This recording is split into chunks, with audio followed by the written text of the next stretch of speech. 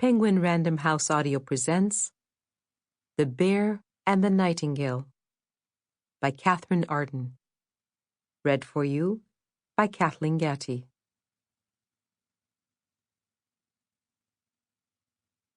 By the shore of the sea stands a green oak tree. Upon the tree is a golden chain, and day and night a learned cat walks around and around on the chain. When he goes to the right, he sings a song. When he goes to the left, he tells a tale. A.S. Pushkin. Part 1. Chapter 1. Frost.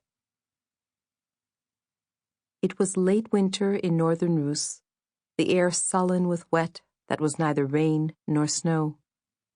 The brilliant February landscape had given way to the dreary grey of March, and the household of Pyotr Vladimirovich were all sniffling from the damp and thin from 6 weeks' fasting on black bread and fermented cabbage. But no one was thinking of chilblains or runny noses, or even, wistfully, of porridge and roast meats, for Dunya was to tell a story.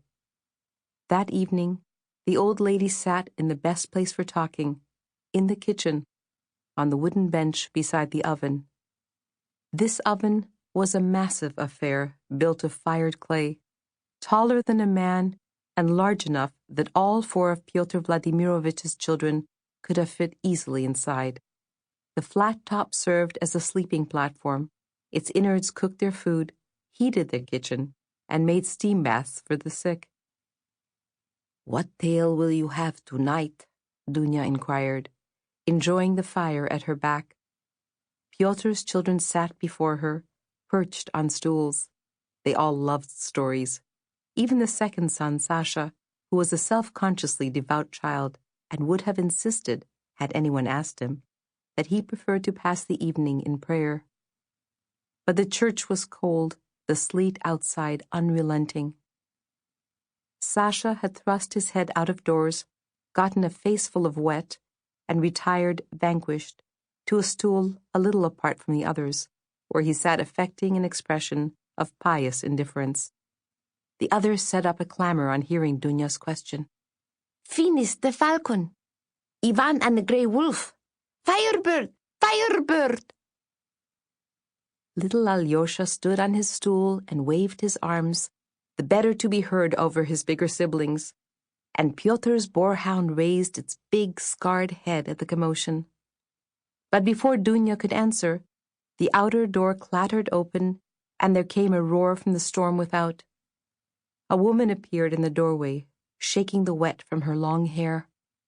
Her face glowed with the chill, but she was thinner than even her children.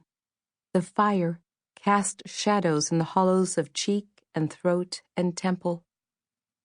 Her deep-set eyes threw back the firelight. She stooped and seized Alyosha in her arms. The child squealed in delight. "Mother!" he cried. "Matyushka!" Marina Ivanovna sank onto her stool, drawing it nearer the blaze. Alyosha, still clasped in her arms, wound both fists around her braid. She trembled, though it was not obvious under her heavy clothes. "Pray the wretched you delivers tonight," she said. "Otherwise, I fear we shall never see your father again." "Are you telling stories, Dunya?" "If we might have quiet," said the old lady tartly. She had been Marina's nurse, too, long ago. "I'll have a story," said Marina at once. Her tone was light, but her eyes were dark. Dunya gave her a sharp glance. The wind sobbed outside. "Tell the story of frost, Dunyashka. Tell us of the frost demon, the winter king Karachun. He is abroad tonight and angry at the thaw." Dunya hesitated. The elder children looked at each other. In Russian, frost was called Morosko, the demon of winter. But long ago, the people called him Karachun, the death god. Under that name, he was king of black midwinter who came for bad children and froze them in the night. It was an ill-omened word, and unlucky to speak it while he still held the land in his grip. Marina was holding her son very tightly. Alyosha squirmed and tugged his mother's braid. "Very well," said Dunya after a moment's hesitation.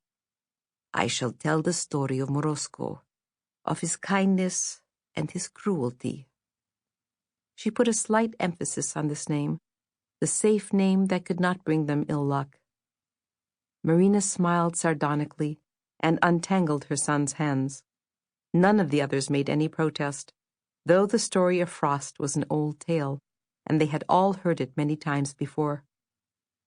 In Dunya's rich, precise voice, it could not fail to delight. "In a certain princedom," began Dunya.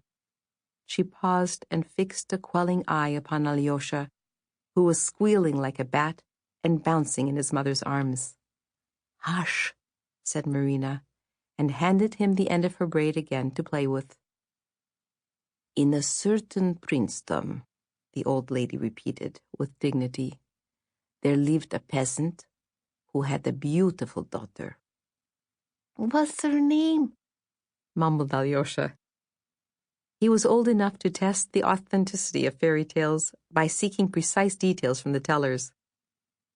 "Her name was Marfa," said the old lady, "little Marfa, and she was beautiful as sunshine in June, and brave and good-hearted besides. But Marfa had no mother. Her own had died when she was an infant. Although her father had remarried, Marfa was still as motherless as any orphan could be.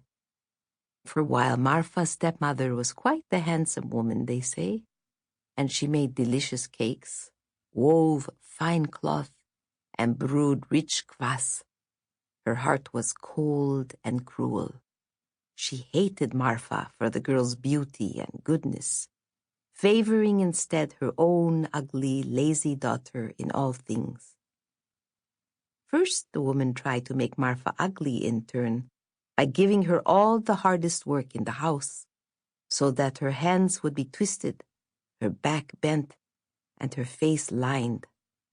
But Marfa was a strong girl, and perhaps possessed a bit of magic, for she did all her work uncomplainingly and went on growing lovelier and lovelier as the years passed. So the stepmother, seeing Alyosha's open mouth, Dunya added, Daria Nikolaevna was her name.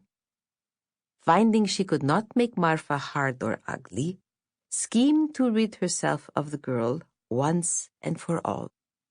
Thus, one day at midwinter, Daria turned to her husband and said, "Husband, I believe it is time for our Marfa to be wed."